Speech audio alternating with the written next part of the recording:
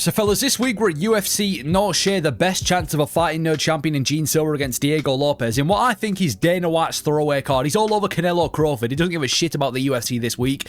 So we've got this Mexican themed card, and if I had to rate it out of 10 for a fight night, I'm going to give it a 6 out of 10. It's an above average fight night. Yeah, it's not on the level of like a UFC Paris. It's not a great fight night card. You know, for a crowded arena, it's above average. It's got a few fights in there. I'll give it a 6 out of 10. Decent card, but you can tell Dana White doesn't give a shit about it, and he just chucked it on. So we've got something instead of just taking a week off. But we'll go in there with the first fight, and we've got Rodrigo Sezinado versus Daniel Donchenko, the Ultimate Fighter finale. Now, Rodrigo Sezinado has a near enough 100% finishing rate, a bunch of finishes on the regional scene, becoming a champion, and just came from the Ultimate Fighter against Daniel Donchenko, who's also had a massive run in the regional scene, becoming a champion, again, coming from the Ultimate Fighter. The style of Sezinado, he ultimately wants to shoot takedowns and look for submissions. Yeah, he's more of a grappler. He's Sezinado, who's got a decent grappling base. He does hit pretty hard on the feet, you know, on the regional scene against these lower level fighters, these cans. He's been able to knock a few of them out. He has got power on the feet. Doesn't really look great with the striking, though. He ultimately wants to shoot takedowns. And Daniel Donchenko is really fun. He's a very good striker. He comes to scrap. Super fun to watch. Again, there's limited tape on him from the regional scene, but from what I've seen, he's a walk forward striker, comes to scrap, and he's quite fun to watch. And I do rate his striking a lot, so I'm going to go with Daniel Donchenko by KO in the first round. He seems to be a pretty dangerous striker. He's fought on some good regional promotions such as 1FC as well. He does look like the better fighter compared to the two of them. And like I said, Rodrigo Sezinado, he's got power on the feet, but it's against cans. He's not a great striker. I don't think the grappling of Sezinado is going to be too much for Donchenko, even though we've never really seen Donchenko deal with grappling before. So it is a bit of a toss-em, but I'm going to go with Daniel Donchenko by KO in the first round. Looks promising, comes to scrap, hits pretty hard, good striker. And even though Sezinado is dangerous too, I don't think the grappling is going to be too much for Donchenko. I'm going to go Donchenko by KO in the first round. We then have Alessandro Costa against another debutant in Alden Correa. Now, Alessandro Costa had a big run in the regional scene, becoming a champion, loses his UFC debut to Amir Albazi, then he picks up a finish win, loses to Steve Erceg, and is coming off a win over Kevin Borjas in his most recent fight as he takes on Alden Correa, who's had a decent run in the regional scene, becoming a champion as he makes his UFC debut against Alessandro Costa. The style of Costa, he's a fun, talented striker who looks to go for the finish. Yeah, he's a fun fighter as Alessandro Costa. He looks to go for the finish. He's always walking forward, swinging for the fence. Looks like he's one of those fighters you can tell wants to get the job done, and he's kind of got a powerful blitzy style on the feet. He blitzes in and out, and he is genuinely very talented for the flyweight division. Again, his only two losses are to Amir Albazi and Steve Erceg, and he does lack fight IQ on the ground. I feel like he thinks his grappling is better than it actually is, because he always pulls submissions and he always pulls guard when he doesn't need to. So I think the fight IQ on the ground is an obvious flaw of Alessandro Costa. And for Alden Correa, he's a decent regional prospect, but he doesn't like anything crazy. He doesn't look like the next big thing. He doesn't look like the next big flyweight. He just looks like a decent regional prospect. And from what I've seen, he's well-rounded. He's quite athletic as well for a flyweight, but he just lacks striking defense, and he gets caught a lot on the feet. I'm tempted to go with Costa by KO in the first round, but I'm going to go Costa TKO in the second round. Yeah, Alessandro Costa, I don't just want to say he's one of the best unranked flyweights. I say that about, you know, every flyweight that's got a good record in the UFC, but he does look really talented. In both of his wins, he's looked good. Like I said, took Steve Erceg to a fairly competitive decision. He's only lost to, like I said, Erceg and Albazi in the UFC. He comes forward, he's dangerous. He's got decent grappling as well. Dangerous on the feet, vicious intent. And I think for Alden Correa, like I said, he doesn't look like the next big thing. He doesn't like an insane regional prospect. He hasn't fought in any insane promotions. He's very hittable as well. And I think when you put a hittable kind of goofy striker like Alden Correa against somebody like Alessandro Costa, who's genuinely one of the most talented unranked guys at 125. I'm going to go with Costa by TKO in the second round. I think he clips Correa, drops him, goes for the TKO finish in the first couple of rounds, and gets the job done. Correa is just too hittable. Costa, like I said, I know he needs to prove it, but he does look like he's got some potential. He is a really good striker. So I'm going to go with Costa by TKO in the second round. Does seem like a bit of a step down for Costa. Not that Borjas is any good, but, you know, he's just finished Borjas. You know, now he's fighting this regional guy who isn't coming in with a bunch of talent anywhere. I'm going to go with Alessandro Costa by TKO in the second round. Then we have a UFC debutant, Santiago Luna from Mexico against Quang Lee. Now Quang Lee had a good undefeated run in the regional scene. Comes over to the UFC, loses his first two fights, also gets knocked out by Long Zhao, but he is coming off a good win over Gaston Bolanos, the Ilia Topuria clone, in his most recent fight, as he takes on Santiago Luna, who's got a 100% finishing rate on the regional scene, and has just been knocking people out, but mainly submissions on the regional scene as he makes his UFC debut at UFC North Share. The style of Santiago Luna, He seems to be pretty dangerous, like a pretty dangerous regional fighter, specializes in wrestling and submission ability. He's got decent power on the feet, but his speciality is the wrestling. It's his submission ability. Again, there's not really much we can say because we haven't seen him go from the Contender Series. We've only seen him on the regional scene, so it is kind of hard to gauge how good he is. But he looks fairly dangerous on the regional scene. Quang Lee, he's a pretty decent fighter. He's got pretty decent hands, and he's got good fight IQ too. In his most recent fight against Gastelum, he looked good with the striking, and he's a bit of a dog fighter. I know I say this about every single Asian fighter, but it's a stereotype that's true. He is a dog fighter. He wants to scrap in each fight. He doesn't mind swinging down. I remember that fight with Long Zhao. Even though we got finished, he came to scrap. So I'm going to go with Quang Lee to win this one by decision. Yeah, it's hard to kind of gauge how good Santiago Luna is when we've never seen him in the UFC. And Quang Lee's coming off a really good win. He just fought Gaston Bolanos, who was this really good kickboxer who had a little bit of hype around him. And he made easy work of him. He was piecing him up on the feet and then took him to the ground and got an easy submission over Gaston Bolanos too. And I think this is going to be I think this is a bad stylistic matchup for Santiago Luna. I think if the fight stays standing from what I've seen, Quang Lee takes this comfortably. He's got better boxing. I think his hands are more crisp. His chin isn't that bad too. You know, he didn't look too bad against Gutierrez. Not that Gutierrez is dangerous, but it shows the striking too. So I think on the feet, I'm going to favour Quang Lee to win this one. And obviously, the grappling ability is where you want to favour Santiago Luna, but we've just seen Quang Lee get a really good submission over Gaston Bolanos. His ground game has never really shown bad before that as Quang Lee. So I'm going to go with Quang Lee by decision. More experienced in the UFC, also had a good run in the regional scene. Just got a good win over Gaston Bolanos. And even though Santiago Luna's got potential, we haven't seen him in the UFC, so it's kind of hard to gauge how good he is. So I'm going to go with Quang Lee to win this one by decision. Keeps the fight standing, picks him apart on the feet, defends any big threats with the submission on the ground, and gets the job done by decision. And then we have Zachary Reese against, I don't know how he's still in the UFC, but Sedriques Dumas. Yeah, Zachary Reese had an undefeated run on the regional scene with a 100% finishing rate. Ends up getting a submission win on the Contender Series. Gets finished by Slam in his UFC debut. Then after that, since then, he's ended up going 3-1 with his only loss being to Becca, where he got TKO'd. And he has got a good finish win as well over Julian Marquez, as he takes on Sedriques Dumas, who had an undefeated run on the regional scene. Got a good finish on the Contender Series. Then got finished by Josh Fremd in his debut. And since then, he's gone 3-2, getting knocked out by Mikhail and Ruziboyev in two of those losses. The style of Zachary Reese. Zachary Reese is a super dangerous fighter early on. Very dangerous in the first minute of the fight. Hits hard, great accuracy. I once called him a middleweight prospect, but he does gas out very, very fast though. Like after the first couple of minutes, not even the first round, but after the first couple of minutes, he's usually done. And he does seem a bit chinny as well. You know, I remember that fight with Bekaev. And not that Bekawev's a bad fighter, but he took a couple of ground strikes from Bekaev. He got TKO'd, he got slammed by Cody Brundage, and he got knocked out. So he does seem a bit chinny. Yeah, just a great one-round fighter. When it gets past the first round, Zachary Reese does not look UFC worthy. But for that first half of the first round, he looks genuinely super dangerous, super talented. And for Sedriques Dumas, he performs better against relatives than opponents if you look at his criminal record, and he's essentially just a low-level fighter in every aspect. Chinny as fuck too, decent kickboxing, quite good with range, has sneaky submissions, but he just doesn't really seem like that good of a UFC. Well, he just doesn't seem... I don't want to say he doesn't look UFC worthy, because like I said, he's had some good wins, but he's by no means a high-level fighter. So I'm going to go with Zachary Reese by TK on the first round. Yeah, Zachary Reese, I feel like the UFC keep giving him these favourable fights. You know, it seems like the UFC are bought on Zachary Reese. And to be fair, he is very dangerous. Like I said, dangerous, accurate kickboxer, good submission ability. The only problem is his gas tank. And Sedriques Dumas, he seems very chinny. He just got knocked out easily by Mikhail. He got knocked out by Ruziboyev. Even in the fight with Denis Talulin, he's a very low-paced kickboxy type of fighter. I think you put him in there with Zachary Reese. Zachary big bros him everywhere. He's the better striker. He's the better grappler. He's more dangerous. So I think Zachary Reese gets this one done by TK on the first round.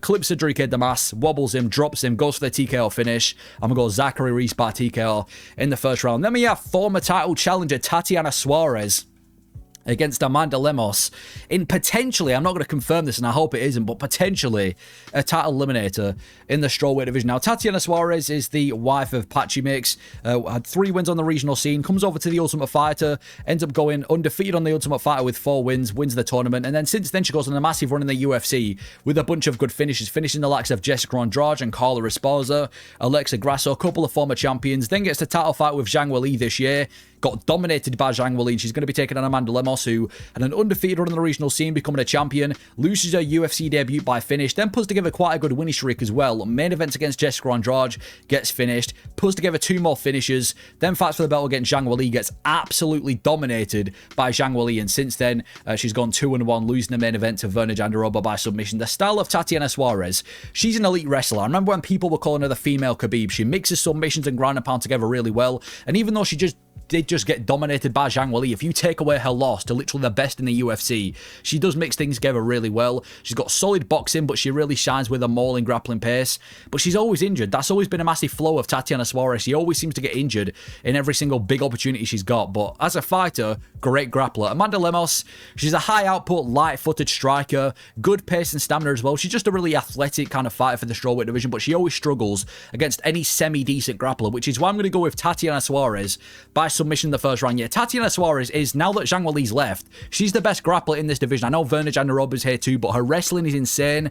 I don't want to say insane, but she's got really good wrestling, really good ground and pound of submission, the fact that, you know, going back and forth with them, and she's one of the best grapplers in this division right now. And Amanda Lemos, as we've seen, struggles against these elite wrestlers, like she did with Zhang Weili when she got like 50-42'd, and Verna Jandaroba as well, where she got finished. So Amanda Lemos, I just see you getting dominated in this fight. I think Tatiana Suarez takes it down early and gets the submission win over Amanda Lemos. I mean, even in the first round with Zhang Weili, Tatiana Suarez had a good start to the fight against Zhang Weili. You know, she was able to take her down. I think she got the back of Zhang Weili too. Or maybe not. I don't think she got the back, but you know, she was in full mount nearly. So Tatiana Suarez does look talented.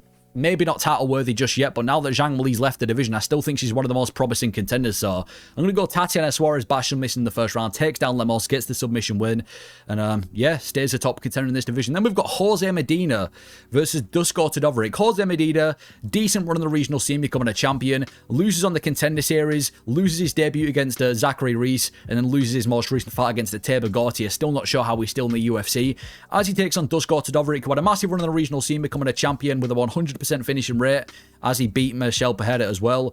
Comes from the contender series, gets a finish in his UFC debut, and since then it's just not been going his way. He's had 2 wins, but he's had like 6 losses as well. Again, this is a weird fight. It's like I'm still not sure how both of these guys are still in the UFC. Whoever loses this fight is probably going to get cut from the UFC. Whoever wins this fight is probably going to lose their next fight and then get cut from the UFC. So it does seem like a regional fight, but Jose Medina is just not UFC worthy. Like I said, a bit of a cab driver, a bit of a, you know, he's one of these names that you use to build other prospects. He's fairly durable across 3 rounds, you know, he's got decent durability, solid boxing, but he's just not good anywhere the fight goes, and like I said, just not UFC worthy. Dusko Todovoric is usually quite dangerous on the feet. He's quite a dangerous kickboxer, but his chin and his gas tank sucks. He's always leaving his chin wide up in the air. His gas tank sucks as well, like he displayed in his most recent fight with Zachary Reese. So he is dangerous early on, but as the fight progresses, he gets worse. And he's, like I said, awful defense, and again, likely regional level. You know, probably, you know, good enough to become a regional champion. Not sure if he's UFC worthy. And if he can't beat Jose Medina, then, I mean, that's probably the easiest fight you could have given him in this division. But I'm going to go with Dusko Todovoric by decision. I think Todovoric's probably going to, you know, look dominant early on in the fight. I don't think he finishes Medina, because to be fair to Medina, I know he just got knocked out by Gautier, but he has displayed a good chin in the past. So I think we're going to see Todovoric push a pace early on, wobble Medina a couple of times, maybe not wobble him, but land a couple of good shots on Medina. But as the fight progresses, it just becomes one of those messy dog fights where Todovoric looks gassed out after the first round. It's a bit of a sloppy kind of 2-round fight after the first, and a bit of a messy fight. But I'm going to go with Todovoric by decision. Looks good in the first round. Probably looks like he could get a finish. Gasses out, and then, like I said, it's just a dog fight for the next couple of rounds, because Medina has got a good chin. Like I said, I know he's cutting a lot of weight though. That could be an issue, but I'm going to go Todovoric by decision. We've then got Claudio Puelles versus Joaqim Silva. Now, Claudio Puelles had a good run on the regional scene. It comes from the Ultimate Fighter, goes 3-0 on the Ultimate Fighter, but loses in the finale. It then goes on a big run in the UFC with 3 different knee bar submissions in that 5-fight winning streak. It then gets destroyed by Dan Hooker in an embarrassing performance, loses to Ferreira, and he hasn't been seen since, as he takes on Joaqim Silva, who had a good undefeated run in the regional scene. Comes through on the Ultimate Fighter, loses in the finale, and since then he's put together a decent run in the UFC. Couple of wins, couple of losses, Hack Braston, a couple of finish losses, but he has got some good wins over Jesse Ronson and Jared Gordon too. The style of Claudio Puelles, he's a knee bar merchant. He is a knee bar merchant. He's essentially lightweight's Paul Craig. You know how Paul Craig always had the triangle chokes? That's the same for Claudio Puelles, but the knee bar. That's all he wants to look for. He's an awful striker, awful on the feet, nothing to offer on the feet. I don't think I recall him ever throwing a single significant strike, and he just relies on submission game. He does look comfortable everywhere, but he has got solid grappling. His wrestling isn't too bad. His submission ability is pretty talented, but outside of that, like I said, very, very one-dimensional. And he just kind of just looks for the same submission over again. Joaqim Silva, he's overall quite low level as Joaqim Silva, but he can crack on the feet. He hits pretty hard. And he nearly knocked out Arman Sarukin as well. He wobbled Tsarukian. He's got solid grappling, very physically strong as well, and he is quite chinny, and he can be broken, but I don't think that's going to be a massive issue against Claudio Puelles. It's a tough fight. I think this fight's going to go one of two ways. It's either going to be Claudio Puelles, obviously pulls off a submission, but I think it's more likely Claudio Puelles rides out and gets a decision win with a grappling over Joaqim Silva, or Joaqim Silva just clocks him in the first round and knocks him out. But I'm going to go with Claudio Puelles by decision.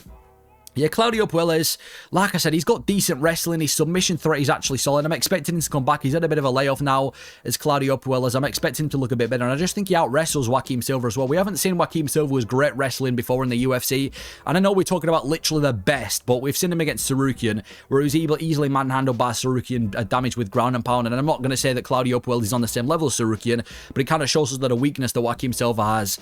He's on the ground. You put him against the grappler in Claudio Puelles, I think Puelles gets this one done.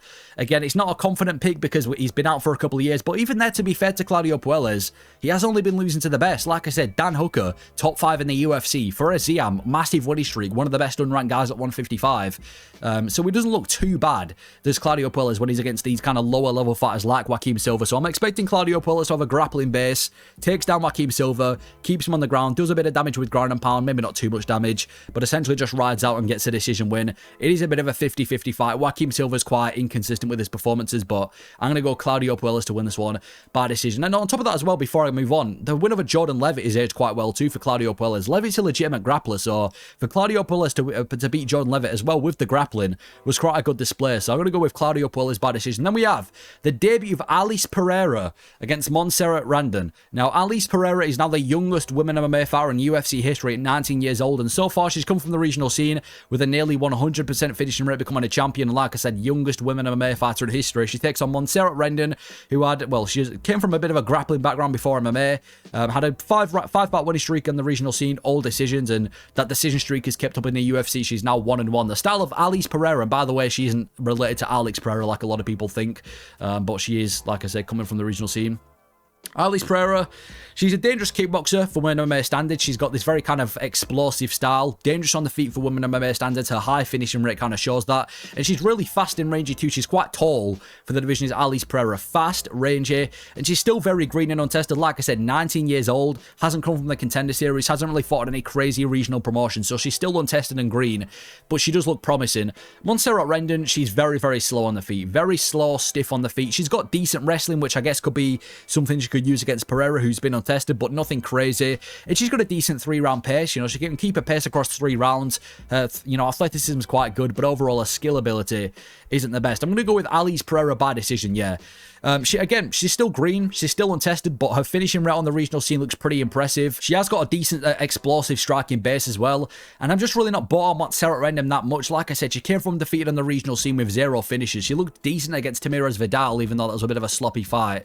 I just don't really see anything Montserrat Rendon can do. I think if the fight stays standing, Pereira's going to piece her up. She looks way better on the feet, a lot more dangerous on the feet too. I think she could even get a finish over Montserrat Rendon. And obviously the big, you know, winning, the big key to victory for Montserrat Rendon is the takedowns, but she's got decent wrestling, doesn't look amazing with it, and that, again, we don't even know if Alice Pereira has bad takedown defense because it's never been shown before. So I'm going to go with Alice Pereira by decision, keeps the fight standing and just picks apart Rendon across 15 minutes. She seems pretty dangerous. She's got pop in her shot. She's explosive. Rendon, bit of a stiff striker. She's getting up there in age too, so I'm going to go with Alice Pereira by decision. And again, it's not even like an experience advantage to Rendon too. She's had 7 fights. She's only had 2 more fights than Alice Pereira and hasn't looked impressive in any of them. So I'm going to go with Alice Pereira by decision. Then we've got Jesus Aguilar versus Luis Gurule. Now, Jesus Aguilar, a good massive winning streak on the regional scene, becoming a champion. Gets a good finish on the Contender Series. Goes on a 3-fight winning streak in the UFC with 2 finishes, an 17-second knockout, and a submission of a Stuart Nickel, and lost his most recent fight to Rafael Estevam as he takes on Luis Gurule, who also had an undefeated run in the regional scene, comes from the Contender Series and got knocked out by Odi Osborne in his most recent fight in the UFC. The style of Jesus Aguilar, he's a physically strong grappler for 125, great at latching up chokes, constantly looking for a guillotine. I feel like it's a bit of a flaw that he always looks for guillotines, but He's constantly looking for that submission. He's got a lot of guillotine submissions. He's got a good, good latching up chokes. He's got good output on the feet as well as Jesus Aguilar, but zero power. He has got pillow fists, good output, zero power, but he does have pretty poor fight IQ. I know he was taking on a decent opponent in Rafael Estevam, but his fight IQ in this fight was awful. Rafael Estevam was slowing down, was getting a bit messy on the feet, and he has to shoot takedowns and look for submissions to Aguilar, so his fight IQ is quite poor. Luis Gurule, he's quite a slow striker for the flyweight division. He doesn't really look that quick, but he is constantly walking forward, throwing a mix of strikes. He'll get going with a bit of a boxing combination, then he'll chuck a head kick in there, so he's always mixing things up. And he's got solid wrestling too. He looked good with the wrestling in the first round with Odie Osborne, but again, still pretty much untested in the UFC. I'm going to go with Jesus Aguilar by submission in the second round. Yeah, Aguilar was one of the better prospects coming into the UFC in 2025. He had a decent winning streak in the UFC, he put together a 3-fight winning streak, and like I said, his submission game is good, and he's durable across 3 rounds too, and he showed that against Rafael Estevam. And I think the only problem with Jesus Aguilar is the fight IQ. He's constantly looking for that guillotine choke. He's constantly trying to spam the submission. I think if he just took his time a bit more, he'd be genuinely talented. And he's got some good wins on there as well. And like I said, he might not be the hardest hitting guy on the feet. He does have, he's one of these fighters that throws everything but does zero damage. But I'm kind of, I'm excited to see Jesus Aguilar. Luis Gurule, I don't really know about Luis Gurule, man. Like I said, he looked decent in the first round with Odie Osborne. He took him down, then he got slept in the second. He hasn't really looked insane in the Contender Series as well. He's a well-rounded guy. It is going to be a close fight, but I'm going to go with Jesus Aguilar by submission in the second round. I'm going to assume that he manages to take him down, pull off a submission over Luis Gurule, because he has got a good submission ability to Aguilar. So, bit of a tough fight to call, but I'm going to go Jesus Aguilar by submission in the second round. Then we've got Alexander Hernandez versus Diego Ferreira. Short notice fight, I believe. Alexander Hernandez, good run on the regional scene, becoming a champion, knocks out Beneil Dariush in his UFC debut, and then picks up another win. And then he takes on Donald Cerrone, which is kind of what he's known for, because he's known for this trash talking goes wrong compilation, where he trash talked the fuck out of Donald Cerrone, talked all the shit in the world, just to get knocked the fuck out by Cerrone. And since then, he went on a bit of a downward spiral in the UFC, losing to the likes of Moicano and a couple other big names. But so far now, he's on a 3-fight winning streak, and he's just got a really good KO win over Chase Hooper in his most recent fight at UFC 318, I think it was. Diego Ferreira, also undefeated on the regional scene, goes on a bit of a run in his early run in the UFC, gets knocked out by Dustin Poirier, but gets a couple of good finishes himself. Then he goes on a 3-fight losing streak, gets finished by Gamrot and Gregor Gillespie, picks up 2 good wins, destroys Rembetsky, and knocks out Michael Johnson, and he's lost his most recent fight to Grant Dawson. The style of Alexander Hernandez, he's a solid kickboxer with fairly high output and decent power. He's pretty solid on the feet. Like I said, decent power. He just knocked out Chase Hooper. Fairly high output as well. He's just a solid unranked striker at 155. And he's got wrestling too. Showed that in the fight with Kurt Holloway, but he's not elite by any means. He has just got decent wrestling. And he does look amazing early on, but he tends to fade. In the first round, Alexander Hernandez is actually a great fighter. It's as the fight progresses that he tends to fade. He tends to slow down. He tends to kind of get a little bit worse. So it looks really good early on. Fight goes on, he kind of looks worse. Diego Ferreira has got nasty ground game. That's kind of where he specializes on the ground, slashes people up with ground and pound, good submission ability, really good ground fighter, and he's heavy-handed on the feet too. He absolutely froze up Michael Johnson a couple of fights ago, but he is starting to slow down. His age is starting to show. 40 years old at 155. I'm going to go with Diego Ferreira to win this one though by decision. I know Hernandez has kind of had a bit of a second win in his career now in the UFC, but I still feel like Diego Ferreira is just on a level above. I think the grappling of Diego Ferreira is going to come into play. I can see him taking down Hernandez, roughing him up on the ground. And you go back to just 2 fights ago, he absolutely beat the shit out of Matej Rembetsky. And Rembetsky's like one of the top unranked guys at 155. So I think if Diego Ferreira still got anything left, he wins this fight. I think he's a lot more dangerous on the feet than Hernandez. I don't see Hernandez picking him apart on the feet like he did with Chase Hooper. I think it's going to be competitive standing. And if anybody's got the more danger on the feet, it's going to be Diego Ferreira. And I think the ground game, like I said, of Diego Ferreira, if he can take down Hernandez, it's his world from there. He's going to slash him up with ground and pound. He's going to look for submissions too. And even in the fight with Gregor Gillespie a couple of years back, Gregor Gillespie still to this day is one of the best 155 grapplers we've had in modern history. And he didn't look too bad with the grappling against Gregor Gillespie. He had his moments there too. So I know Diego Ferreira's on his way out, but I just still feel like he's on a level above Hernandez. We just lost to Grant Dawson. Dawson's one of the best wrestlers at 155 right now. Hernandez, I just don't really see a key to victory. He keeps the fight standing. I don't necessarily think he picks apart Diego Ferreira. And again, it's a lot easier said than done trying to keep the fight standing when you're facing a guy who's good on the ground as Ferreira too. So I'm going to go with Diego Ferreira by decision. Makes it a bit of a dogfight, mixes it up with the grappling, beats him up on the ground. And then again, as the fight progresses, it's only going to favour Diego Ferreira more. So I'm going to go Diego Ferreira to win this one by decision. Then we've got Kelvin Gastelum against Dustin Stoltzfus. A massive step down in competition from Kelvin Gastelum. Now, Gastelum, good run on the regional scene, undefeated. Comes from the Ultimate Fighter, ends up winning the tournament. going undefeated in the Ultimate Fighter, and then puts together quite a good winning streak in the UFC with only 2 losses. Ends up main eventing against Vitor Belfort, where he has a no contest, and then he ends up losing his next fight, gets submitted in his next fight against Chris Weidman, knocks out Michael Bisping for Bisping's retirement fight, and picks up another win after that. And then he has that fight with Adesanya, which ended up being one of the greatest fights in UFC history with Adesanya. It's a Hall of Fame fight, absolute dogfight across 5 rounds. And since that fight, he's just not really been able to pick his socks up. He's been going up and down in weight classes, he's been losing consistently, and he just doesn't really look the same anymore as Kelvin Gastelum. He takes on Dustin Stoltzfus, had a good run on the regional scene, becoming a champion.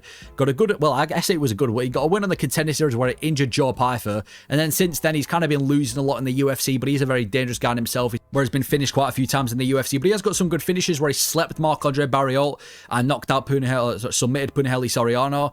The style of Kelvin Gastelum, he's got a phenomenal chin. That's kind of what Gastelum's known for. One of the best chins in the UFC. He's taken so many massive shots and walked forward. And he usually does appear in dogfights where he gets going with the boxing. His speciality is his boxing. He's had so many dogfights in the UFC, even a couple of years ago, the one with Chris Curtis. So he's quite a fun scrapper, is Gastelum. But he hasn't really looked good in a long time. You know, he can't really get disciplined with his weight. He's been looking inconsistent with his performances, and he just can't really keep up with the modern fighters of the UFC. Now, Dustin Stoltzfus, he's an absolute dog. He's a really good BJJ and KO power, and he does look really dangerous as well, but he always ends up getting caught or gassing out. You know, he's, again, one of these fighters in the middleweight division where he looks really dangerous early on, and then when he gets past the first round, he just gasses out, and he does kind of get caught a lot, whether it be submissions, whether it be getting caught on the feet. So he's quite a vulnerable fighter. And he's inconsistent with his wins, but he's consistently fun. That's what I like about Dustin Stoltzfus. He might not be winning on a consistent basis, but nearly every fight that he has, he's trying to make it a dogfight. So it is a close fight, but I'm going to go with Kelvin Gastelum by decision. I'm hoping that Gastelum can get this one done. This is a massive step down in competition. You know, he's been facing the likes of Sean Brady, you know, Daniel Rodriguez, Joe Pyfer recently. Now he's getting Dustin Stoltzfus, who's borderline getting cut from the UFC. I'm expecting Gastelum to get this one done. I think he's way better on the feet than Dustin Stoltzfus. I think he picks him apart with the boxing. And again, Dustin Stoltzfus might specialize with the power, but you put him in against one of the best chinned fighters in the UFC in Kelvin Gastelum. I fail to see Dustin Stoltzfus knocking him out. I think if the fight progresses, it's only going to favor Kelvin Gastelum, because he has got a decent gas tank at his you know, we've seen him in many dogfights before. And Stoltzfus, again, I know he's always in these scraps, but he kind of fades as the fight goes on. So I think this fight stays standing, and Kelvin Gastelum just picks him apart across 15 minutes. Big step down for Kelvin Gastelum. If he's got anything left, he should win this fight. Even in his most recent fight with Joe Pyfer, I know he got dropped and it was a very low output fight, but the fact that he didn't get chinned by Joe Pyfer as well is quite impressive. So I'm going to go with Gastelum by decision. I think he's just better on every level compared to Stoltzfus. Keeps the fight standing, picks him apart, and I think this is probably going to be the last fight of Dustin Stoltzfus before he gets cut from the UFC. Then we've got Jared Gordon versus Rafa Garcia. Now, Jared Gordon, big run on the regional scene, becoming a champion. Ends up losing 3 of his first 6 fights in the UFC, also getting finished by Charles Oliveira. And then after that, goes and wins 4 of his next 5 fights. And then he has the big fight with Paddy Pimblett, which is kind of his big career highlight, where he loses to Paddy Pimblett in one of the biggest robberies, where he should have beaten Paddy Pimblett. And then after that, immediately gets a no contest with Bobby Green. And in his last 3 fights, he's knocked out Mark Madsen and Thiago Moises, going 2-1 in his last 3 fights against Rafa Garcia, who had an undefeated run in the regional scene, becoming a champion. Goes on a bit of a run in the UFC, but he has been quite inactive with how active he is. And he's also taken a couple of losses to the likes of Grant Dawson, but he has got a good win as well over Jesse Ronson. The style of Jared Gordon, he's a very slick boxer with decent power. He's got decent boxing as Jared Gordon. That's kind of his speciality. Good power as well. And he has got a good base of wrestling too. He's kind of one of the better unranked guys at 155, between that 25 and 15 range. But he usually falls short against the elite in the division. You put him against an elite striker, an elite grappler, that's kind of where Jared Gordon is going to fall short. But you put him against any kind of guy, like I said, between that 25 and 15 range at 155, he looks great against them. Rafa Garcia, he's fairly well-rounded, not elite anywhere. He can strike, he can grapple, he's not elite anywhere. He's usually constantly applying pressure though, whether it be with striking or with grappling, he's always applying pressure, but he has slowed down in his past few fights. He hasn't really looked good for a couple of years, and he has been very inactive as well, which is probably, widely due why he's looked very slow too. I'm going to go with Jared Gordon by decision. Yeah, I'm confident that Jared Gordon gets this one done.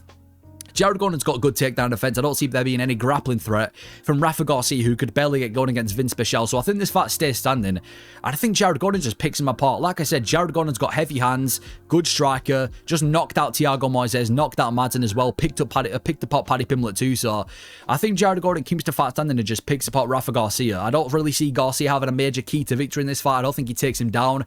I don't think he does too well with the striking either. So I'm going to go Jared Gordon to get this one done by decision. I was even going to go with KO, but Rafa Garcia is shown to have a decent chin, so I'm going to go Jared Gordon by decision. We've then got the common event, Rob Font versus David Martinez. We're obviously supposed to be Raul Rosas Jr.